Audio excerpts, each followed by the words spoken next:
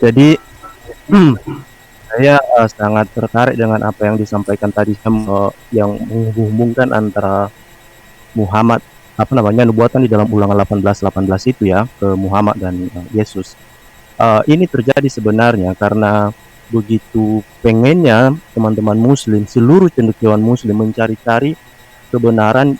Salah satunya dikatakan bahwa nama Muhammad itu telah dinubuatkan di dalam Torah dan Injil. Nah, ternyata itu tidak bisa ditemukan. Maka dihubung-hubungkanlah salah satunya itu yang ada di dalam kitab Ulangan ini. Kenapa ini penting? Karena misalnya kalau kita lihat di dalam Alkitab mereka, Muhammad, apa namanya, Allah menyuruh Muhammad untuk mengkonfirmasi kebenaran kita yang diterimanya. Nah, tetapi setelah dikonfirmasi semua bertolak belakang. Gitu. Jadi di dalam Ulangan 18 ini mereka comot ini. Mereka yang mereka lupakan di ayat selanjutnya dibilang di ayat 20 ya. Tapi seorang nabi yang terlalu berani untuk mengucapkan demi namaku perkataan yang tidak kuperintahkan untuk dikatakan olehnya, atau berkata demi nama Allah lain, nabi itu harus mati. Nah, yang jelas di sini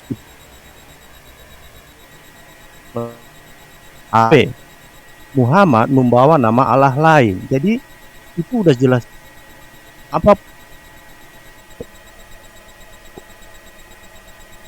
Allah Yahweh itu bukanlah proper name, itu adalah gelar, atribut.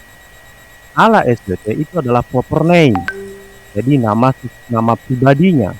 Jadi apa namanya, keputusasaan Muslim untuk menghubung-hubungkan Muhammad dengan nubuatan Musa itu adalah sesuatu apa ya, bom bunuh banyak Ulangan 18:18 ini. Nah, bagaimana ini bisa kita lihat bahwa ini sebenarnya nubuatan untuk Yesus? Saya pikir akan ini misalnya di dalam Kisah Para Rasul ayat 3 ayat 22. Dikatakan di situ, bukankah telah dikatakan Musa, Tuhan Allah akan bagimu seorang nabi dari antara saudara-saudaramu. Sejak kapan Muhammad saudara orang-orang Israel di sana? Tidak ada itu. Sama seperti aku, dengarkanlah dia di dalam segala sesuatu yang akan dikatakannya kepadamu. Jadi sekali lagi, sebenarnya Muhammad ada kesempatan dia untuk mengkonfirmasi wahyu yang diterimanya. Sama seperti ketika Paulus menerima wahyu. Paulus terus mengkonfirmasi wahyu yang diterima Paulus. Nah, ketika dikonfirmasi tentang wahyu semua yang diterima Muhammad, semuanya bertolak belakang dengan Torah dan Injil. Maka inilah yang sebenarnya membuat banyak di seluruh dunia bingung mau ngomong apa lagi, bingung mereka. Itu fakta. Terima kasih. Oke, Pak. Oke, kita kembalikan lagi ke Sahabat TV.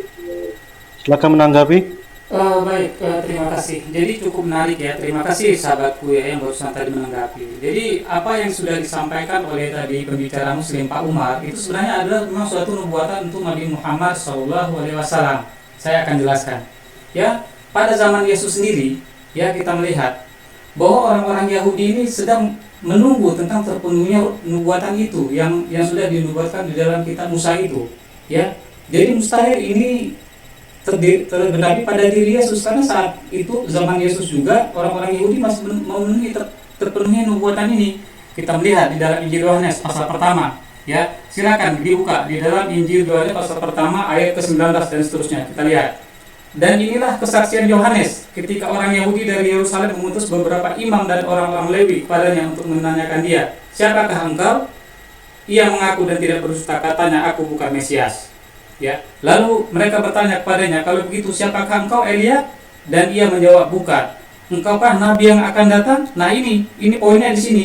Jadi pada saat zaman Yesus dan Yohanes Pembaptis, kita ingat bahwa Yohanes Pembaptis dan Yesus itu ada hidup satu zaman. Ya, jadi ini bukan tergenapi pada diri Yesus, karena orang-orang Yahudi sendiri ya mengenal betul siapa nabi yang akan datang itu. Ya, dan ini masih ditunggu-tunggu terpenuhnya nubuatan ini pada diri Yesus, pada zaman Yesus. Ya, seperti itu. Silakan ditanggapi. Terima kasih. Oke, yang menanggapi ulama muda sebentar ya. Oke, baik. Terima kasih ya teman-teman. Tadi Bapak ini mempertikaikan kitab Ulangan. Nah, Pak, tahukah Anda di dalam Al-Qur'anmu tidak ada pembuktian bahwa Muhammad itu sudah dinubuatkan? Adanya nubuatan di kitab Injil, Pak. tapi itu klaim-klaim oleh Allah sendiri. Suaranya jelas? Iya jelas. Terima kasih. Jelas, cukup jelas. Jelas. Silakan lanjut, Pak. Iya, nubuatan Muhammad di dalam Alkitab adanya di Injil, Pak. Misalnya di surat 66 ayat yang ke-6, di situ sangat jelas bahwa ketika Isa naik ke surga, ke langit, Isa menjanjikan akan datang seorang nabi. Jadi ketika kamu mempertikaikan kitab Ulangan, itu tidak nyambung dengan Muhammad. Yang nyambungnya nubuatan Muhammad adalah di Injil. Tapi di Injil yang mana? Nah, ketika kamu mempertikaikan soal hadis, Al-Quran itu sangat menolak dengan hadis, Pak. Misalnya di surat Al-Zukhruf ayat 28 bahwa firman-Nya Allah hanya ada satu. Nah, ketika Anda mempercayai hadis perkataan Muhammad dan kamu mengikuti, kamu akan dikutuk sama seperti nabi kalian yang dikutuk. Di surat Al-Baqarah ayat 79. Nah, di mana pengutukan Muhammad?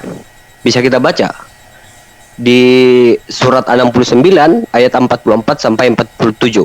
Bicara soal pengutukan Muhammad jikalau Muhammad membuat kitab lalu dianggap firman Tuhan. Nah, di mana jawabannya? Terdapat di dalam hadis Bukhari ayat 4408, yaitu kematian Muhammad karena terputus urat nadinya. Jadi sangat ditekankan di dalam Al-Quran bahwa Muhammad itu orang yang terkutuk. Nah, kalau kamu mempertikaikan kitab Perjanjian Lama, cocoklah Muhammad di Ulangan 18 ayat 20. Itu cocok untuk Muhammad. Ya itu aja, Pak. Oke, cukup. Oke, kita Iya, sekarang cukup, ke Pak. Oke, sekarang kita ke Pak Umar. Halo Pak Umar. Oke, terima kasih Pak. Ya, halo, ya. Saya tadi mau menanggapi sedikit mengenai, ya saya baca di komen-komen juga banyak yang bilang bahwa mana mungkin sih Nabi Muhammad punya saudara Yahudi kan? Di sini mungkin kita lupa bahwa Nabi Muhammad berasal dari keturunan Nabi Ismail dan Yesus dari Ishak yang sama Ibrahim. Artinya saudara. Jadi di sini tolong jangan dikaburkan fakta ini ya. Kita mungkin lupa bahwa Ismail dan Ishak adalah saudara lain ibu. Terus mengenai nubuatan Nabi Muhammad di dalam Yesus Ulangan tadi, sebenarnya sudah sangat jelas tadi yang saya sampaikan bahwa poin-poinnya ada lebih banyak kemiripan antara Nabi Musa dengan Nabi Muhammad dibandingkan Nabi Musa dengan Yesus. Karena kan Nabi Musa ini juga manusia kan. Kalau menurut iman Kristen kan Yesus Tuhan, masa komparasinya nggak apple to apple lah. Terus apa lagi ya? Ya sementara itu dulu Pak, yang lain dulu. Makasih Pak. Oke, baik, saya tanggapi. Sebentar. Kita sambut dulu teman kita, Pak Ahmad Rizal ini Muslim atau Kristen? Halo. Halo Pak Ahmad Rizal. Ya, Bapak Muslim atau Kristen? Pak. Muslim, Pak. Oke, sebentar ya Pak ya, tunggu giliran ya. Iya, Pak. Oke, saya tanggapi dulu, Pak. Sekarang bisa bicara. Oke. Sebentar. Oke. Oke, terima kasih. Saya akan tanggapi sekali lagi, Pak. Kalau kamu mengklaim antara Musa dengan Muhammad adalah nubuatan di Ulangan ayat 18 itu berbicara soal Muhammad, Al-Quran menolak itu, Pak. Satu, nabi yang dimaksudkan di ayat itu sama seperti Musa yang melakukan mujizat-mujizat di depan mata manusia. Sedangkan Muhammad tidak pernah menyatakan satu pun mujizat. Itu semua tercatat di Al-Quran. Misalnya di surat 6 ayat surat 6 ayat 37 dengan surat Yunus ayat 20. Itu sangat jelas dikatakan oleh Allah bahwa Muhammad tidak melakukan satu mujizat pun di depan mata manusia. Sedangkan Musa melakukan mujizat, tongkat menjadi ular dan membelah lautan. Dan itu dilihat semua manusia yang mengikutinya. Sedangkan Muhammad tidak pernah ada suatu tanda mujizat yang diberikan Tuhan kepadanya. Sedangkan bahkan di surat Yunus ayat 20, Allah dan Muhammad menunggu mukjizatnya turun dari Tuhannya. Tetapi Muhammad mengklaim bahwa mukjizatnya adalah Al-Quran. Di dalam hadis Muslim ayat Bukhari ayat 1951 bahwa mukjizatnya adalah Al-Quran, tetapi Al-Quran menolak. Tidak ada pernyataan di dalam Al-Quran bahwa mukjizat Muhammad adalah Al-Quran. Gak ada ya Pak.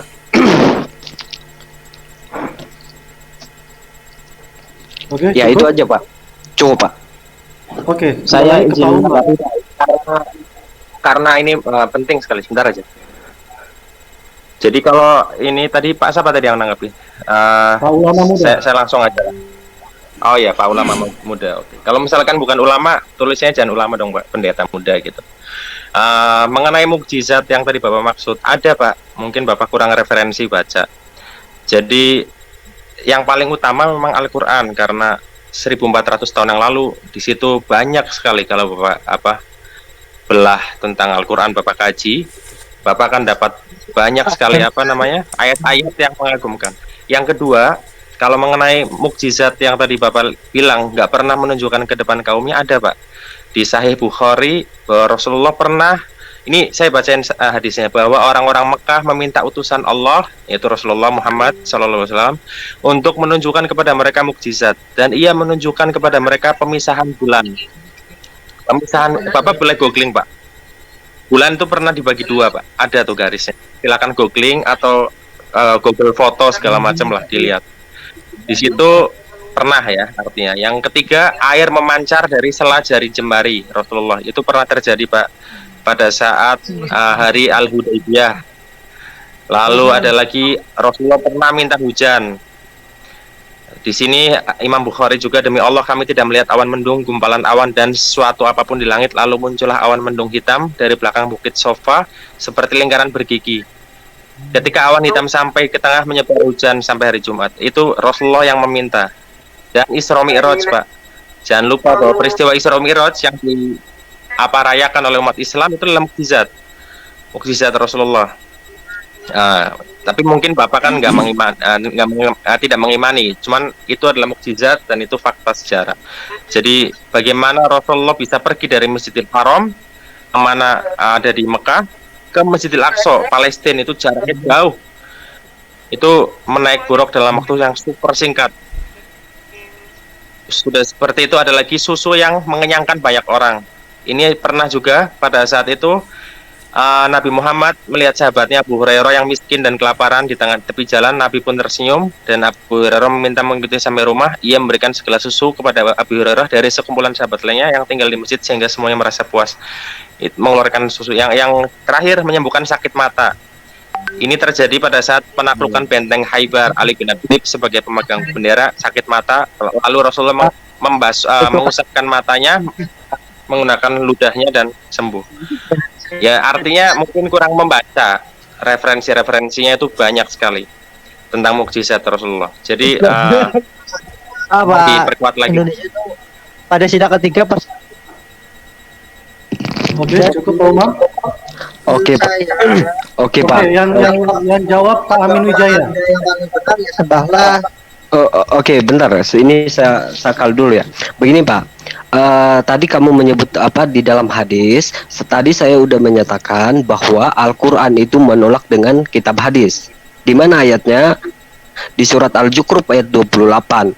Kalimat Allah adalah tauhid. Tidak ada perintah di dalam Al-Quran kamu harus mengikuti perkataan-perkataan Muhammad. Tidak ada pernyataan seperti itu. Oke, cukup. Yang Pak. dinyatakan. Oke, cukup Pak Amin Wijaya yang jawab. Biarkan dulu aja, biarkan dulu. Semua. Biarkan dulu, habis itu saya biarkan dulu, habis itu 10 detik aja. biarkan dia selesai. Semua orang Islam Pak pasti mengimani Al-Quran dan hadis sunnah Rasulullah. Semua Bapak boleh tanya. Itu karena itu pegangan kita, tapi hadis yang sahih dan bukan hadis yang dhaif. Jadi ada kriteria hadis sahih itu sangat susah, dan kalau sudah sahih itu ya kita terima dong. Oke. Bagaimana mungkin Anda menerima Pak sedangkan Allahmu sendiri yang menyatakan agar kamu jangan menduakan kitab. Mengapa kamu mengikuti hadis? Siapa yang memerintah kalian untuk mengikuti hadis?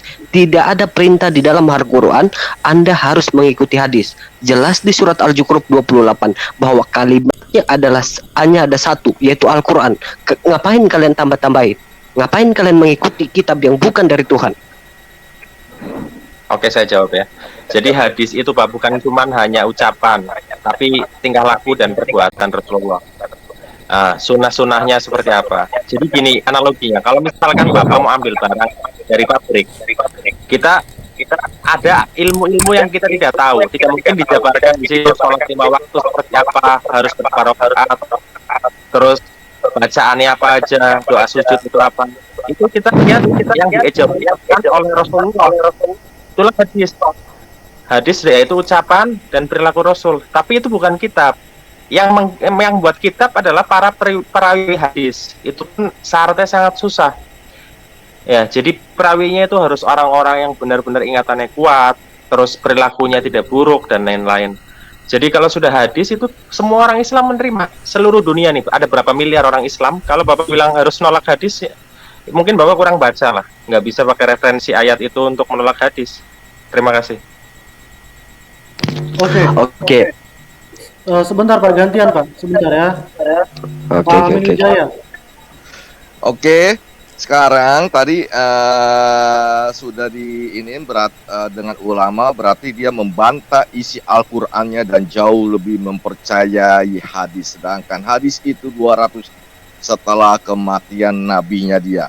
Sedangkan di Al-Quran itu banyak contohnya di dalam 29 ayat 50. Dan orang-orang kafir Mekah berkata kepadanya, tidak diturunkan kepadanya musisat-musisat dari Tuhannya. Katakanlah sesungguhnya musisat-musisat itu terserah kepada Allah dan sungguh aku hanya sebagai pemberi peringatan yang nyata.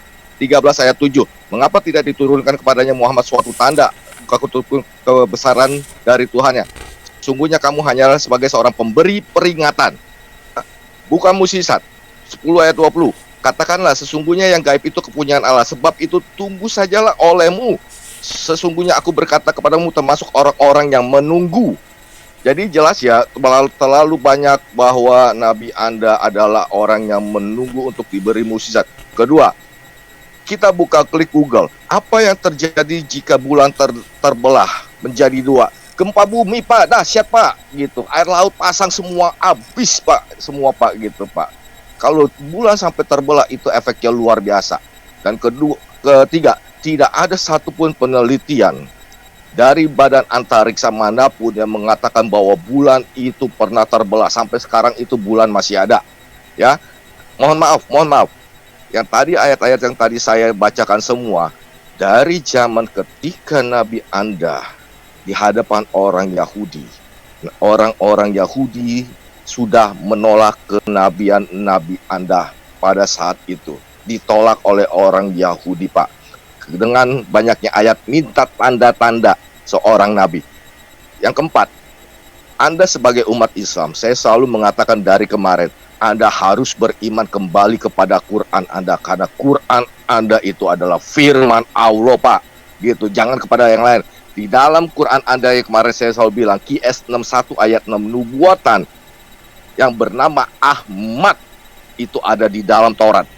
Bernama Ahmad, carikan yang bernama Ahmad di dalam Taurat. Bernama Ahmad, ingat ya, bernama Ahmad. Jangan dicocokmologi kayak tadi seperti Nabi Musa bla bla bla. Bernama Ahmad ada di dalam Taurat. Sudah Pak, makasih. Oke, sekarang Pak Sahabat TV. Silakan. Dia tanya ke saya kayak Pak. Saya yang jawab dong. Baik, terima kasih. Ya, sebentar Pak, gantian ya Pak. Dari tadi Bapak udah ya. Sahabat TV. Oke, baik. Yang mana ya? Terlalu banyak nih tadi. Jadi, Sahabat TV. ya. Ya, selamat malam ya. Hormat ya. Ya, baik, terima kasih.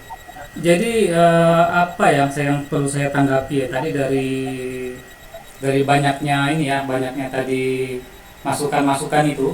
Apa yang menjadi pertanyaan di sini adalah bahwa ketika kita melihat di dalam Al-Quran itu ada perintah, misalnya kalau kita baca di dalam surat keempat ayat ke-59, kemudian kita baca di dalam surat Muhammad ayat ke-33, Kemudian kita baca di dalam surat ketiga ayat ke-32 ya, dan juga di dalam surat-surat yang lain itu ada perintah untuk mentaati Allah dan Rasulnya ya. Jadi pada tadi ya yang mengatakan mengapa kamu mengikuti Nabi Muhammad, mengapa kamu tidak ikuti Quran saja, itu kurang referensi ya. Jadi benar tadi kata Bapak Umar itu kurang membaca ya, itu kurang membaca. Jadi banyak referensi di dalam Al-Quran itu ya, kata-kata Allah sendiri, ikutilah Allah dan Rasulnya. Misalnya kalau kita melihat ya, Allah memerintahkan kita itu untuk sholat ya, tetapi kan di dalam waktu sholat itu kan ditentukan waktu-waktunya itu kan dari referensi yang disampaikan oleh hadis ya. Jadi itu pentingnya kita itu memahami dan mengikuti apa yang disampaikan oleh Allah dan Rasulnya. Jadi bukan harus mengikuti Quran saja ya. Al-Quran itu sudah lengkap, tetapi untuk memahami Al-Quran ya, apa yang disampaikan di dalam Al-Quran misalnya ya, kerjakanlah sholat dan bayarkanlah zakat ya.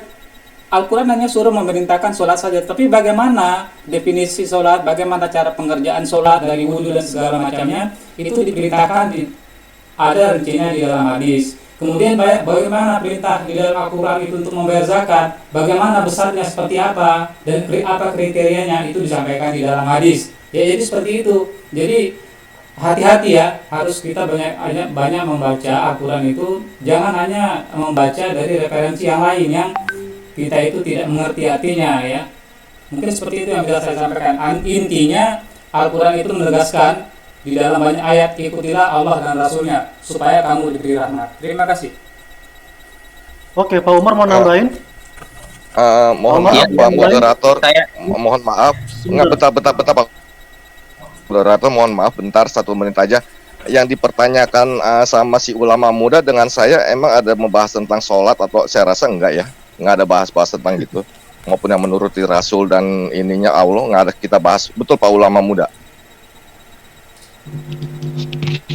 Oke. Pak sahabat TV itu tadi menjawab yang mana ya? Kita nggak ada bahas yang dia tanya gitu. Jadi apa yang dia ngomongin kagak jelas itu. Mau Pak moderator tolong diperhatikan itu. Bukan kagak jelas, tetapi Ya, intinya begini. bentar. Poinnya adalah tadi Sahabat TV, ditanyain. Pak Amin Wijaya, nanti Bapak bisa tanggapi habis ini. Pak Umar, tambahin silakan Pak. Oke, terima kasih.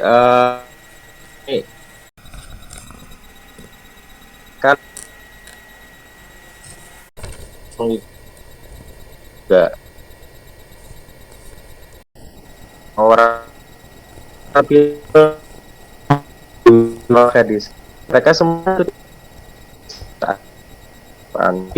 bukan Allah dan Rasulullah dan Nabi Muhammad, bahwa dapat sahabat yang meriwayatkan seperti Abu Hurairah, Rasul. Oke, cukup ya. Lagi Pak Amin, silakan Pak Amin. Ya, tadi saya bilang ulama muda perangkat gitu musisi karena tentang nubuatan, tapi tanggapan dari sahabat TV itu sangat tidak nyambung gitu kan, nggak ada bahas tentang sholat, nggak bahas tentang ini dan bla bla bla dan sebagaimana gitu. Dan intinya Quran itu adalah firman Allah ya kan, udah final firman Allah. Di dalam Al-Quran itu banyak sekali ayat-ayat bahwa nabinya mereka masih menunggu, adalah orang yang menunggu datangnya mukjizat gitu. Dan hadis, mohon maaf saya koreksi, hadis itu di zamannya Nabi Anda tidak ada, makanya dituliskannya, diriwayatkan oleh, disampaikan kepada ini itu banyak Pak kata-kata tersebut Pak gitu ya. Jadi ingat gitu, kalau ada hadis sudah mulai ada di zamannya Nabi Anda, bawakan satu hadis saja Pak, bahwa hadis ini ada di zaman Nabi Anda Pak gitu, sudah ada Pak. Quran Anda aja, itu Quran 21 apa 20 berapa tahun, itu 21 apa 23 tahun disampaikan baru lengkap Pak isi Quran Pak. Itu Quran dulu Pak, belum ada hadis dulu Pak gitu. Jadi Bapak jangan bilang hadis sudah ada di zamannya Nabi Anda Pak, hadis belum ada Pak gitu. Kalau memang ada, silakan Anda buktikan bahwa hadis ada di zaman Nabi Anda. Sekalian tolong pertanyaan saya termasuk yang tadi tentang mukjizat, bulan terbelah, bawakan penelitian Badan Antariksa mana yang pernah mengatakan bulan terbelah. Kalau bulan terbelah itu Bapak silakan buka apa yang terjadi, Pak. Gitu. Habis kita, Pak, itu the end of the world, Pak, kiamat, Pak. Terus yang tentang nubuatan yang itu kembalilah kepada QS 61 ayat 6. Nubuatan hanya terdapat di dalam Taurat, dan yang nabi yang akan datang itu bernama Ahmad. Carikan saya satu ayat saja di dalam Taurat ada seorang nabi yang bernama Ahmad di dalam Taurat. Harus bernama Ahmad, jangan pakai seperti ini cocokmologi. No. Quran adalah firman Allah gitu. Anda harus bisa. Oke. Ini. Saya jawab ya. Silakan. Oke Pak Amin, saya tambahin sedikit. Oke, ini tadi Bapak mempertikaikan soal jin yang dipertikaikan oleh Pak Kaci. Pak siapa nama itu ya? Saya nggak tahu. Di surat begini Pak, Allah yang dikenal Adam Pak pada awalnya Pak mengutuk iblis. Tapi Allah yang dikenal Muhammad ini Pak menyayangi iblis, dan bahkan mereka itu Allah itu menginginkan agar Allah itu beriman kepada Al-Quran dan Allah. Nah, tadi bicara soal hadis, ya. Kenapa kamu mengikuti hadis? Karena sangat jelas di Al-Quran tidak ada pernyataan bahwa kamu harus mengikuti hadis. Tetapi yang dinyatakan di Al-Quran, kalau kamu ingin selamat, kamu harus mengikuti kitab Injil, seperti mana yang dicatat di surat Al-Maidah ayat 46. Kalau mau selamat, habis. Oke, sekarang kita kasih ke Pak Sahabat TV yang nanggapi. Silakan Pak Sahabat TV. Baik, terima kasih. Jadi tadi cukup banyak gitu ya yang hendak saya jawab sebenarnya, tetapi untuk biar diskusi ini lebih terarah dan lebih bisa diterima oleh para pemirsa yang ada di rumah, ya.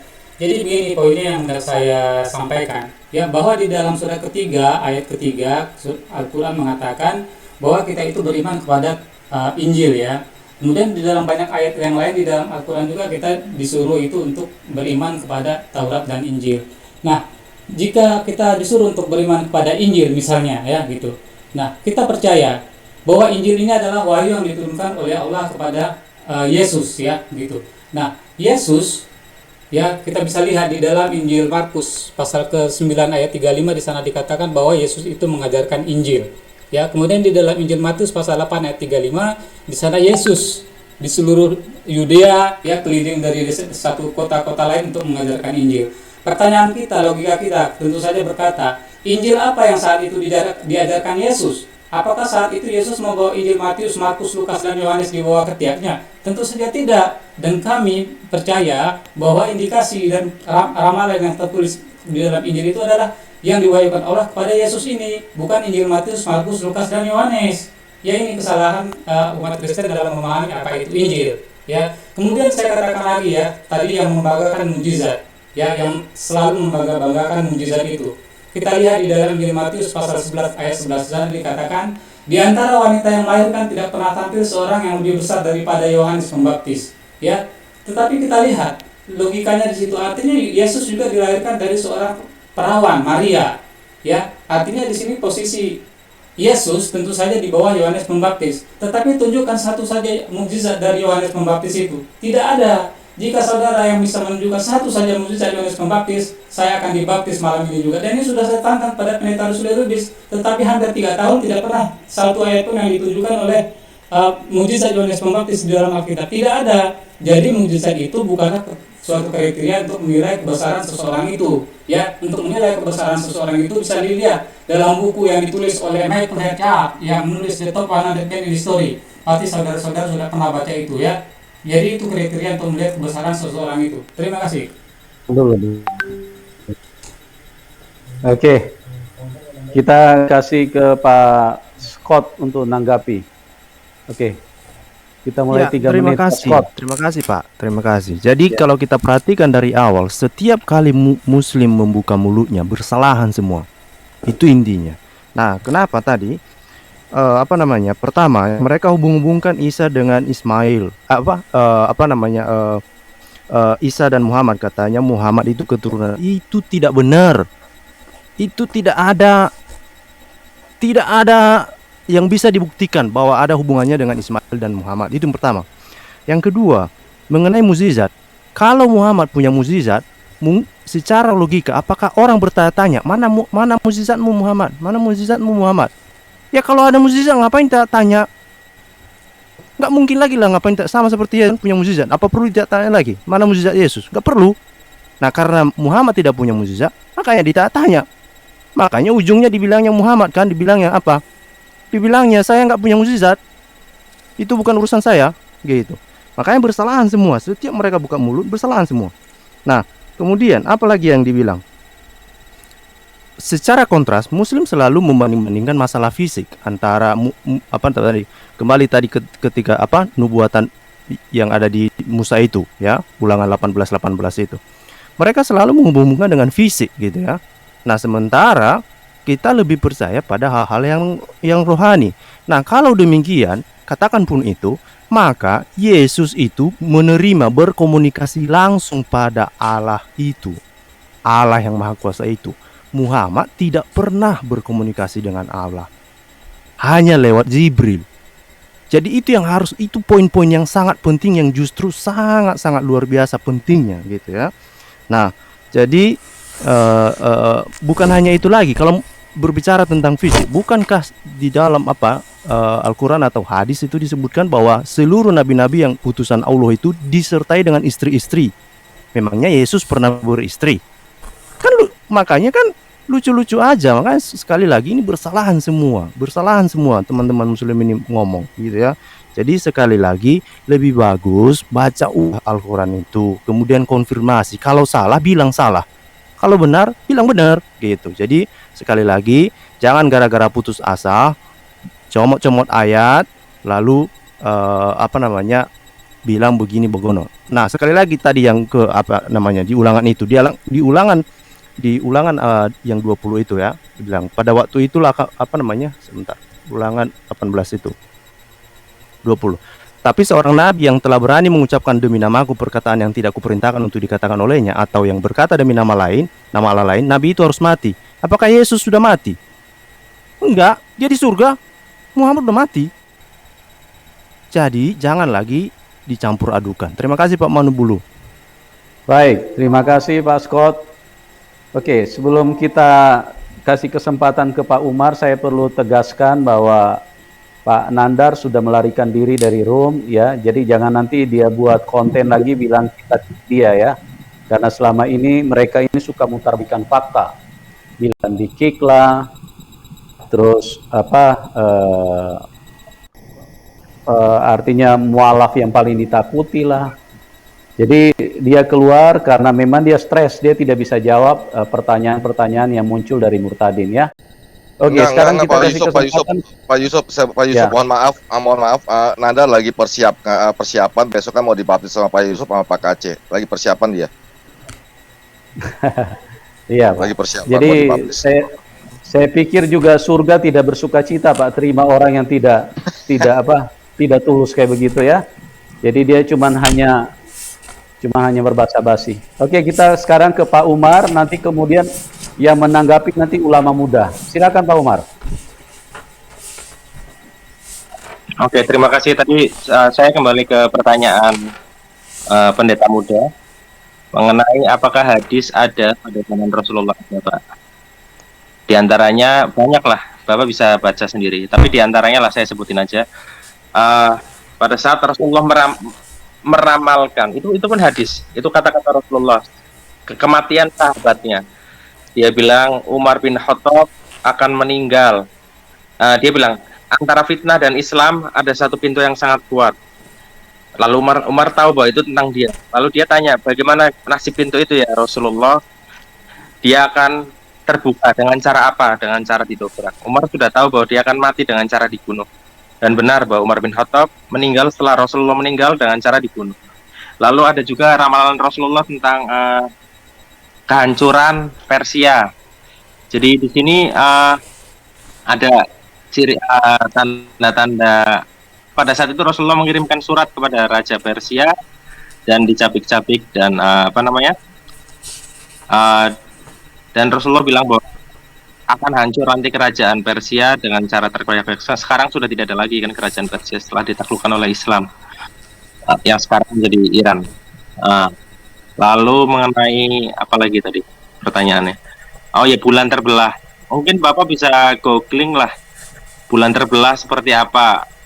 Pernah terbelah dalam waktu tidak lama Pak. Sekarang bekasnya masih ada. Itu Bapak bisa lihat juga gambarnya, ada garisnya Pak, jelas sekali. Dan penelitian NASA-nya juga ada.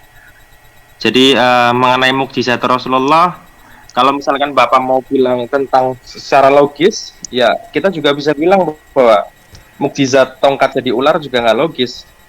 Tapi kan kita menerima bahwa itu namanya mukjizat Pak.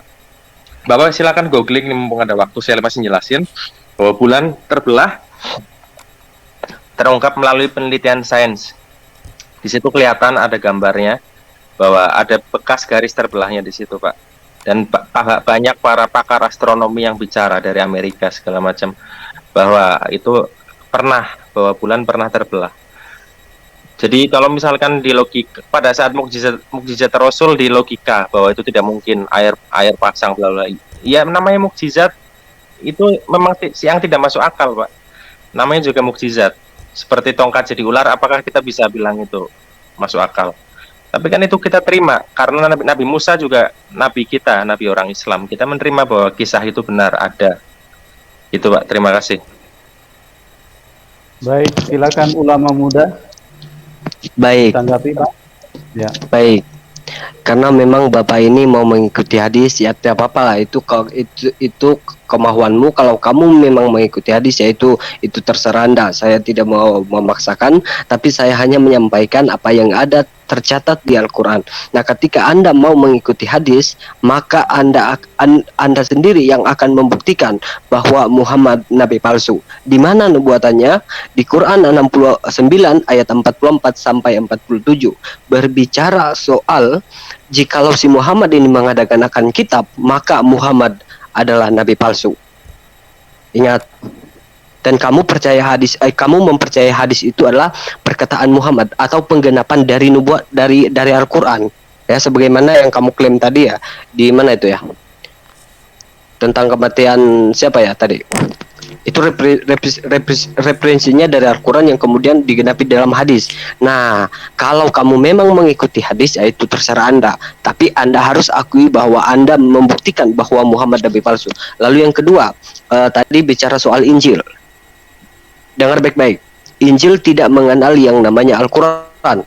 Al-Quran mengenal yang namanya Injil. Tetapi Injil tidak mengenal Al-Quran. Dengar baik-baik ya.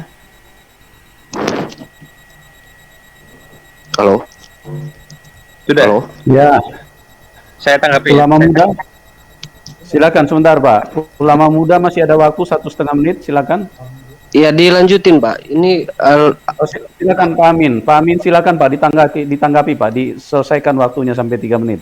Ya, oke. Nanti Pak Yusuf saya minta tolong Google dengan judulnya Hoak Bulan Terbelah. Ya, nanti ya kalau pas udah waktunya habis di situ itu terbantahkan tidak ada itu badan antariksa NASA membuktikan nggak ada itu dia hoak itu sudah dibantah. Terus kedua, garis-garis bulatan begitu adalah lempeng-lempeng daripada bulan, termasuk seperti kayak di bumi. Kalau memang bulan terbelah dua, kenapa itu lempeng tidak berbentuk rata garis lurus? Namanya kan terbelah, gitu. Tapi lempengnya tidak berbentuk seperti terbelah gitu. Lempeng-lempeng yang ada di bulan gitu. Nanti Pak Yusuf ya, hoak bulan terbelah. Nanti buka di situ ada banyak sekali sudah dibantahkan. Jadi kita bisa lihat dari situ gitu. Itu udah lama udah terbantahkan Pak gitu. Jangan dibawa-bawa dari antariksa, NASA dan sebagaimana. NASA sudah pernah bilang nggak mengeluarkan itu kok itu. Nah, oke Pak Yusuf. Oke, sekarang kita kasih ke Pak Umar. Pak Umar silakan Pak. Tadi sudah dijawab. Pak Umar. Ya, tahan waktunya dulu. Pak Umar bisa dengar? Pak Umar? Pak Umar?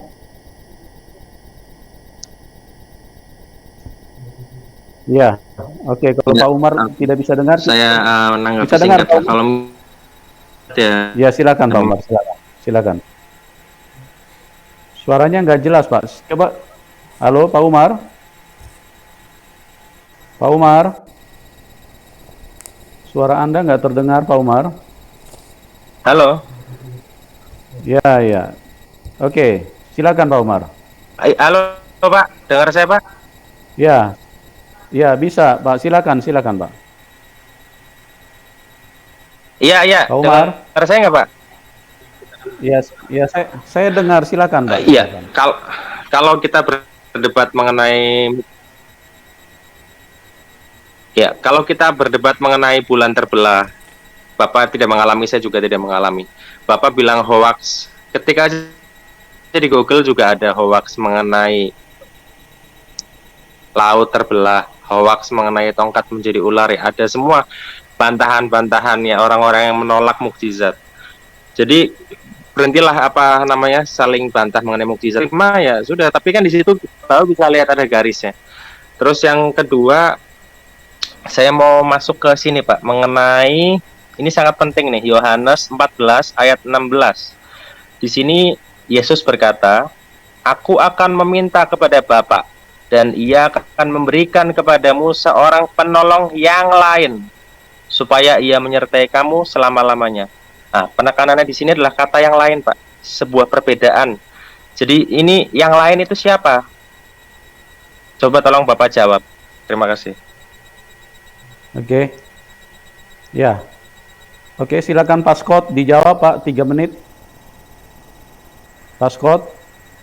Lanjut dulu Pak, tadi nggak dengar tadi apa? Ke Pak Amin lah. Penolong yang lain, roh kebenaran. Yohanes 14 ayat 16. Yohanes 14 ayat 16. Aku akan meminta kepada Bapa, dan Ia akan memberikan kepadamu seorang penolong yang lain, supaya Ia menyertai kamu selama-lamanya. Siapa itu yang lain, Pak? Ya, ini sangat menarik ini. Jadi saya melihat juga Pak Umar ini membawa di dalam private chat yang Yohanes ini ya. Jadi yang tidak disadari oleh Pak Umar ini bahwa itu artinya dia harus percaya, artinya Allah, Muhammad dan seluruh muslim harus percaya bahwa Allah adalah Bapa. Itu dulu. Maka itu baru benar bahwa yang ditulis di sini adalah aku meminta kepada Bapa.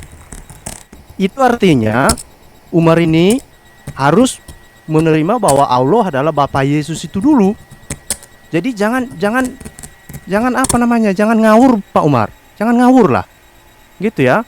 Jadi sekali lagi ini benar kalau Allah itu yang lain aja. Yang lain itu siapa?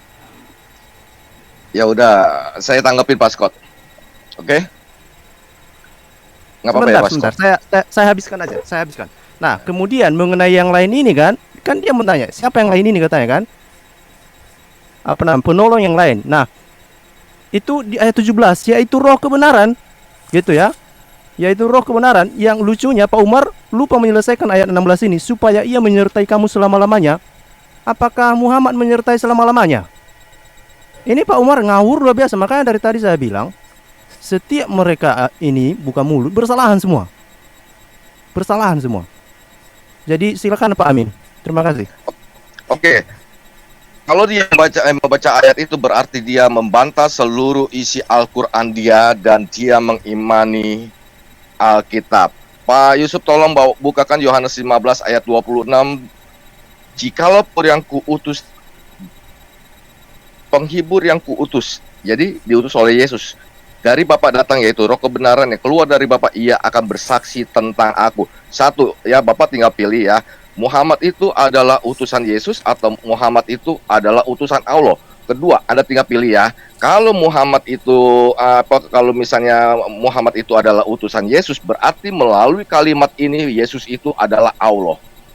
Bapak tinggal pilih. Muhammad itu adalah utusan Allah. Kedua, kalau Muhammad itu bukan utusan Yesus. Kedua, kalau Muhammad utusan Allah itu Anda memakai ini, roh kebenaran adalah Muhammad adalah utusan Allah, berarti Yesus adalah Allah. Bapak tinggal pilih. Hati-hati Pak dengan ayat ini Pak. Roh kebenaran itu yang mengutus adalah Yesus. Yohanes 15 ayat 26. Jikalau penghibur yang kuutus dari Bapa datang, yaitu roh kebenaran yang keluar dari Bapa, Ia akan bersaksi tentang aku, bersaksi tentang Yesus, bukan bersaksi tentang Muhammad. Ya, ingat roh kebenaran adalah utusan Yesus. Saya jawab ya Pak. Oke. Ya. Pak Yusuf. Silakan, Pak Umar, silakan. Iya. Tadi Bapak tidak menjawab yang lain itu siapa. Oke. Saya lanjutin nih. Yohanes 16 ayat 7. Namun benar yang kukatakan ini kepadamu adalah lebih berguna bagi kamu jika aku pergi. Sebab jikalau aku tidak pergi, penghibur itu tidak akan datang kepadamu. Tapi jikalau aku pergi, maka aku akan mengutus dia kepadamu. Nah, ini dia ini dan yang lain tadi itu siapa Pak? Tolong Pak, jawab. Silakan, Pak. Udah, Pak.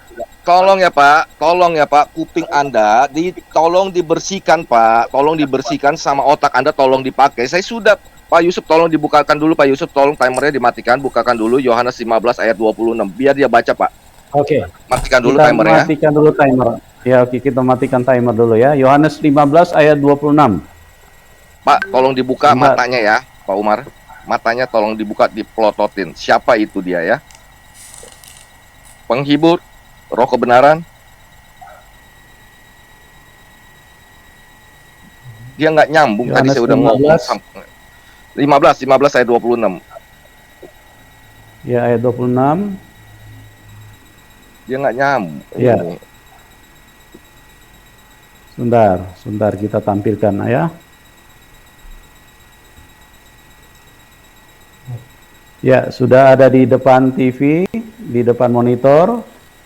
Jikalau penghibur yang akan Stop. Apa? Jika apa, Pak? Jika apa? Jikalau penghibur yang Penghibur ya, oke, akan sip. kuutus, Ya. Jadi penghibur itu utusan siapa, Pak? utusan Tuhan Yesus, Pak. Terus Pak lanjut. Dari Bapa datang, yaitu Roh kebenaran yang keluar dari Bapa. Apa, Pak? Roh apa? Yaitu Roh kebenaran yang keluar dari Bapa. Ya. Ia akan bersaksi tentang aku. Keluar dari Bapa ya, bukan keluar dari perut manusia ya, keluar dari Bapa nih. Oke. Ya, udah Pak, timer. Jadi jelas ya Pak Oke, Umar ya. Timer kita. Oke. Kalau saya tahu bahasa Indonesia yang lain berarti beda dengan yang sebelumnya gitu Pak. Lain. Di sini ada saksinya, terus di sini ada banyak saksinya. Tadi Bapak menyebut penghibur, Roh kebenaran juga ada. Ayat selanjutnya yang ayat tadi Bapak suka mencomot-comot, utus adalah utusan Yesus. Bapak tinggal pilih, Muhammad adalah utusan Yesus atau kedua. Jika Muhammad itu adalah utusan Allah, berarti Yesus itu adalah Allah. Hati-hati dengan ayat Pak. Bapak menyangkal seluruh isi Al-Quran Anda. Kasih tahu Pak, gitu. Jadi usahalah yang ya. Dan ketiga ya, Injil yang dibawa oleh Al-Quran Anda adalah Injil Isa. Seperti kayak saudara seiman mengatakan bukan Injil Matius, Markus, Lukas, dan Yohanes, Pak. Saya bingung nih, saudara seiman kok bertolak belakang semua. Yang satu yang lain tidak mengakui Injil Matius, Lukas, Yohanes, dan sebagaimana. Yang ini malah membawa-bawa ini Injil Isa, Pak. Ingat Pak, Al-Quran Injil Isa. Silakan Pak Yusuf. Oke, baik. Sekarang kita kasih kesempatan kepada Sahabat TV. Sahabat TV silakan. Yang lainnya berarti siapa tuh? Pak Umar, Anda sudah cukup Pak Umar. Sekarang kita kasih ke Sahabat TV. Jadi di sini dalam diskusi penonton yang menilai ya, penonton yang menilai ya. Jadi keterangan yang kita berikan penonton yang menilai. Bukan kita yang ini. Oke, sekarang Pak Sahabat TV silakan. Baik, terima kasih Pak Yusuf. Jadi dalam hal ini saya ingin ingatkan lagi tadi bahwa mukjizat Yohanes Pembaptis itu belum ada yang bisa menunjukkan satupun ya. Satu. Kemudian yang selanjutnya saya ingin tekankan lagi bahwa apa yang sudah disampaikan tentang nubuatan tadi ya di dalam Injil Yohanes itu, bahwa memang Yesus itu sudah menubuatkan akan kedatangan seseorang sesudah dirinya ya. Kita bisa lihat di dalam Injil Yohanes pasal ke-16 ayat ke-12 ya. Ini walaupun tadi dikatakan bahwa diutus oleh Bapa ya, Yesus yang mengutus itu, tapi ini saya pinggirkan dulu. Ini agak saya perjelas ya poin ini. Jadi di sini dikatakan masih banyak hal yang harus kukatakan kepadamu, tetapi kamu belum bisa menanggungnya. Tetapi apabila ia datang, yaitu Roh kebenaran, ia akan memimpin kamu ke dalam seluruh kebenaran. Sebab ia tidak akan berkata-kata dari dirinya sendiri, tetapi segala sesuatu yang didengarnya, itulah yang akan dikatakannya. Jadi ini kita kembali lagi ke kitab Ulangan pasal ke-18 ayat 18 sampai 19 tadi itu. Jadi ini tergenapi pada perkataan Yesus ya, dan zaman Musa juga sudah terpenuhi akan hal ini, dan pada zaman Yesus sendiri orang-orang Yahudi sedang menunggu ya, sedang menunggu akan terpenuhnya nubuat ini. Kemudian kita bisa lihat lagi siapa sih sebenarnya roh kebenaran itu. Itu dijelaskan di dalam 1 Yohanes pasal ke-4 ayat 1. Di sana dikatakan, saudara-saudaraku yang kekasih, janganlah percaya akan setiap roh, tetapi ujilah roh-roh itu apakah mereka berasal dari Tuhan. Sebab banyak nabi-nabi palsu yang telah pergi dan pergi ke seluruh dunia. Demikianlah kita mengenal roh Allah. Setiap roh ya yang mengaku bahwa Yesus adalah Al-Masih ya berasal dari Tuhan. Kita bisa lihat di dalam surat ketiga ayat ke-45 bahwa Al-Quran mengatakan bahwa Yesus adalah Al-Masih ya, dan Alkitab yang mengatakan bahwa Yesus adalah Al-Masih berasal dari Tuhan, dan Nabi yang membawa kitab itu juga berasal dari Tuhan. Itu pembuktiannya. Terima kasih. Nanti Boleh saya yang tambahkan, Pak? tanggapi nanti ulama muda ya. Nah, sebelum ditanggapi, saya berikan jelasan sedikit bahwa Sahabat TV ini sangat sesat ya di dalam memberikan keterangan. Dari tadi dia mengatakan kalau Yohanes Pembaptis lebih besar dari Tuhan Yesus. Pada firman itu, Alkitab itu cuman mencomot-comot ayat terus kemudian memutarbalikan ya.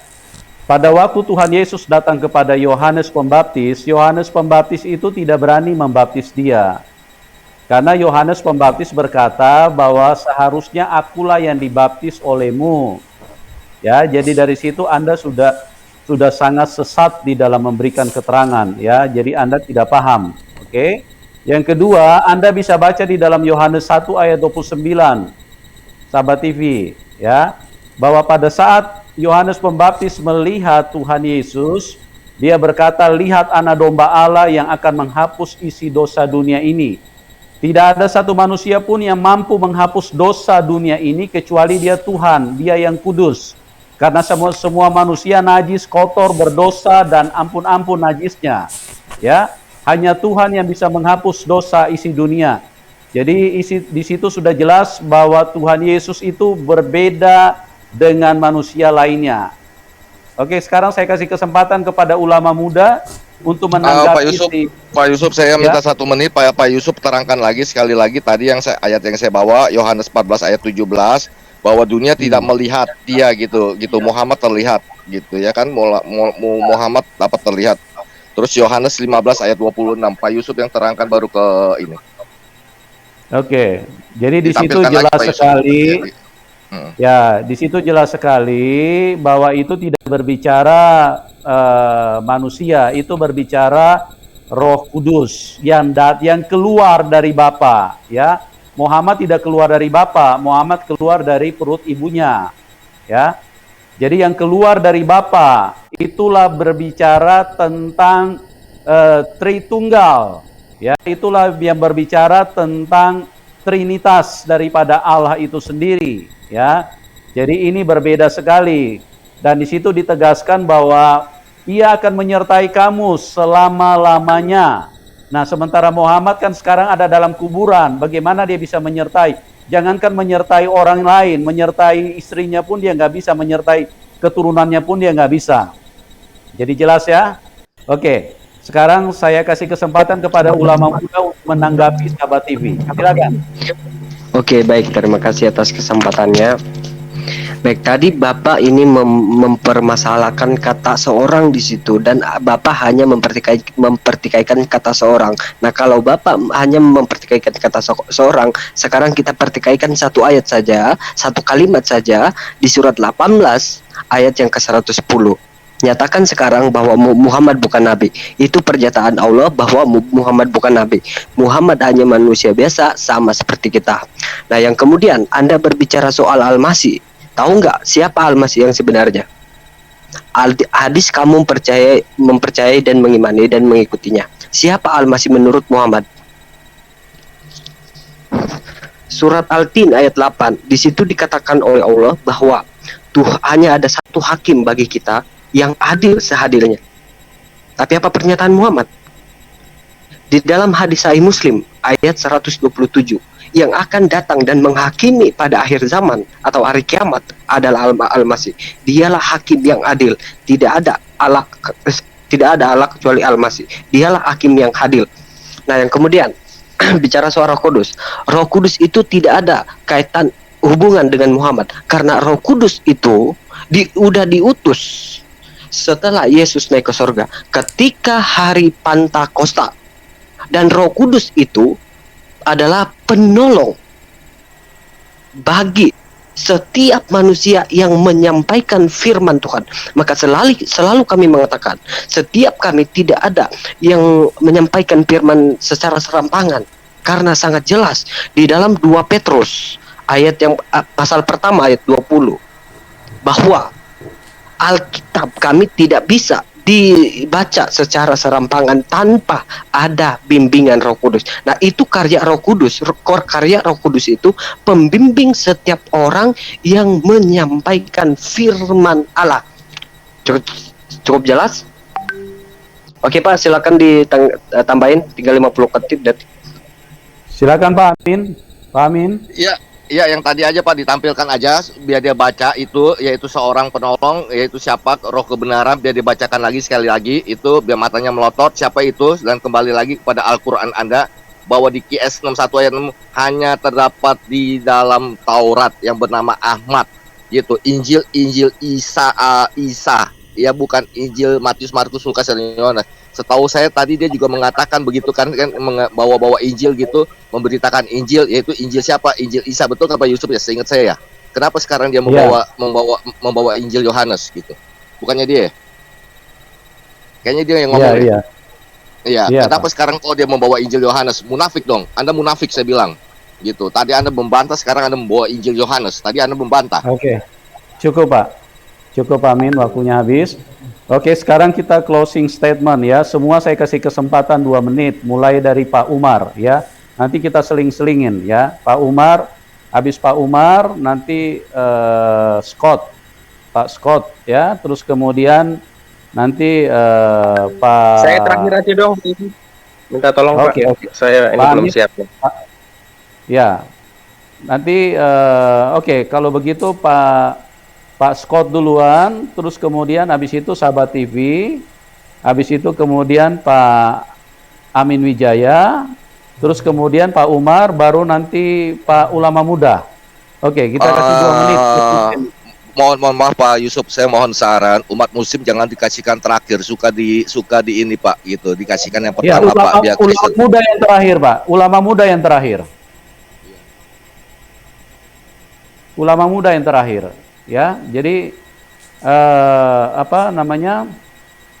Pak Scott dulu, terus kemudian Sahabat TV, terus Pak Amin, baru Pak Umar, baru ulama muda yang terakhir. Oke? Oke, Pak Scott, siap? Yap. Oke, silakan Pak, closing statement. Masing-masing saya kasih waktu 2 menit, silakan. Terima kasih Pak, diskusi yang sangat luar biasa. Jadi dari awal kita sudah pahami ya bahwa sekali lagi setiap muslim menyampaikan argumennya itu cacat logika. Itu yang pertama. Nah, yang kedua yang perlu juga kita lihat, yang kita sadari bahwa setelah gagal membuktikan bahwa Ulangan 18 tadi, lalu larilah ke kitab Yohanes ya. Nah, yang mereka tidak sadari bahwa ketika mereka mengutip kitab Yohanes, mereka harus mempercayai apa yang disampaikan Yohanes. Nah, di dalam Yohanes itu jelas-jelas bahwa Allah itu dipanggil sebagai Bapa dan Yesus punya Bapa. Nah, ini justru menjadi gol bunuh diri bagi seluruh umat Islam. Bahkan untuk Muhammad sendiri, juga Allah itu sendiri ya di dalam Islam. Jadi sekali lagi ini karena gagal membuktikan ini, klaim ini dan itu tidak bisa dibuktikan, maka lari dari gunung satu ke gunung yang lain dan semua bersalahan. Jadi sekali lagi saya sarankan, justru sangat sarankan pelajari dulu Quran itu baik-baik supaya tidak comot-comot ayat, Nah, jadinya bersalahan kan. Kalau mau belajar ayat, belajarlah dengan benar. Nah, itu saja dari saya, Pak. Saya pikir tidak perlu panjang-panjang karena demikianlah. Biarlah semua penonton yang menilai yang mana yang benar, yang mana yang punya argumen yang bisa dipertanggungjawabkan. Terima kasih Pak Manubulu. Salam semua, Tuhan Yesus memberkati. Baik Pak Scott, terima kasih Pak buat closing statement yang Anda berikan, luar biasa. Oke, sekarang Pak Sahabat TV, silakan Pak Sahabat TV. Baik, terima kasih. Jadi closing statement saya adalah yang ingin saya sampaikan tadi, bahwa apa yang disampaikan oleh penanya tadi ya tentang Injil, bahwa benar kita beriman kepada Injil yang diturunkan oleh Allah kepada Yesus. Itu poin kita. Kita beriman kepada Injil itu, bukan Injil yang lain. Tetapi ya kami juga diberitakan di dalam Al-Quran surat kedua ayat ke-79 bahwa Alkitab yang kalian imani itu sudah dirubah. Ya, jadi di dalam Alkitab yang kalian imani ini, ayat ini ada terdapat 4 unsur ya. Kata-kata Tuhan ada di sini, kata-kata para nabi di sini, kata-kata sejarawan di sini, juga pornografi juga ada di sini. Mohon maaf ya saya sebutkan ini, tetapi kalau ditantang untuk membaca saya bisa baca. Bisa tantang saudara untuk baca. Nah, jadi di sini poinnya ya saya ingin sampaikan bahwa ketika umat Islam itu menunjukkan tentang nubuatan-nubuatan yang ada di dalam kitab suci tentang kedatangan dari utusan Tuhan yang terakhir, itu indikasinya adalah kami akan tunjukkan itu adalah ayat yang masih tersisa kebenarannya di sini.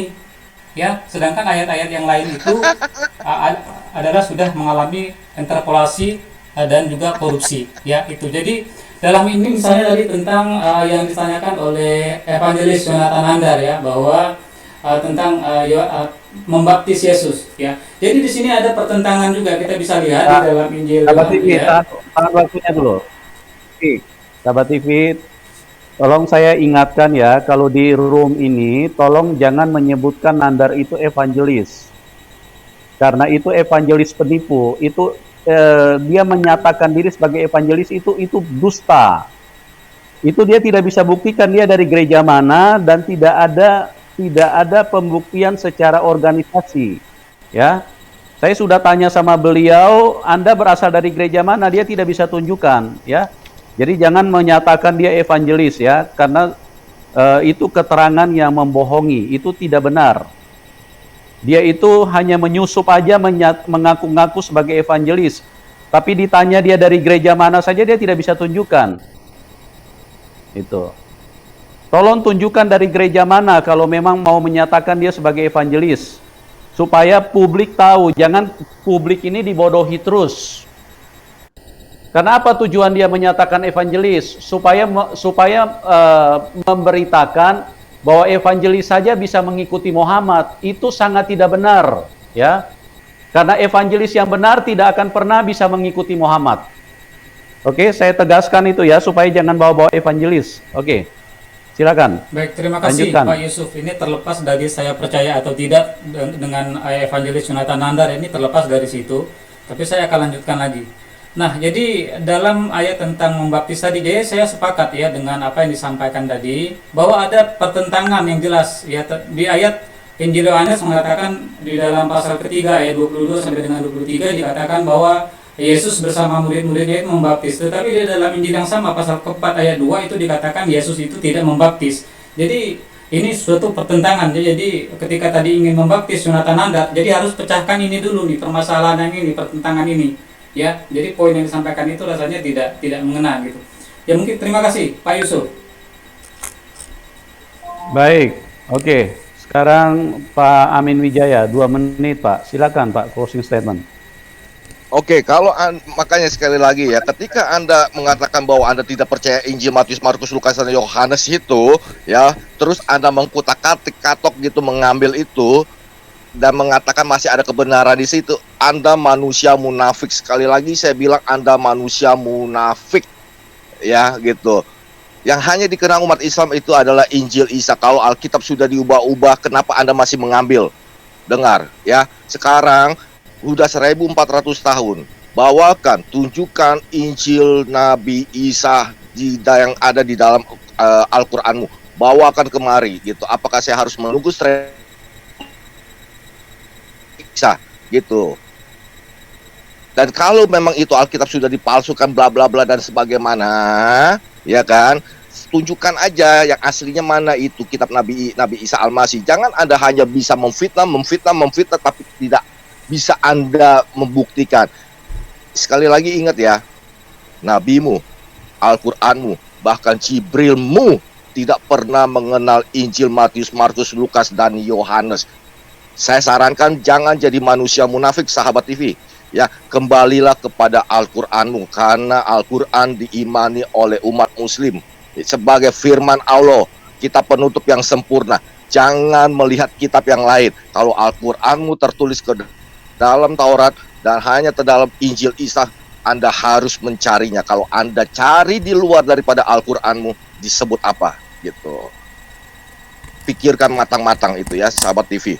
Jangan jadi manusia munafik dan harus kembali kepada Al-Qur'anmu. Ingat itu.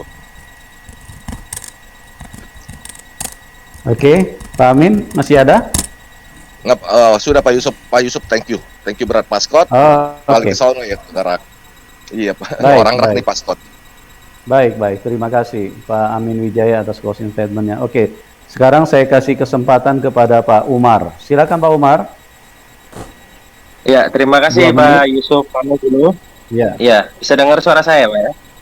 Oke, closing statement saya.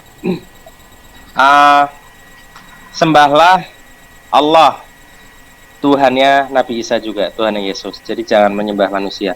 Di sini saya akan menjelaskan tentang perbedaan Yesus Kristus dengan Isa Al-Masihnya Islam atau Yesus. Nah, mudah-mudahan cukup ya 2 menit ya. Dalam Islam, Nabi Isa dia lahir dari seorang perawan Maryam tanpa menikah, berarti tidak punya suami. Maryam ayat 20. Yang nomor 2, Isa lahir di bawah pohon korma. Tidak jelas lokasinya di mana, mungkin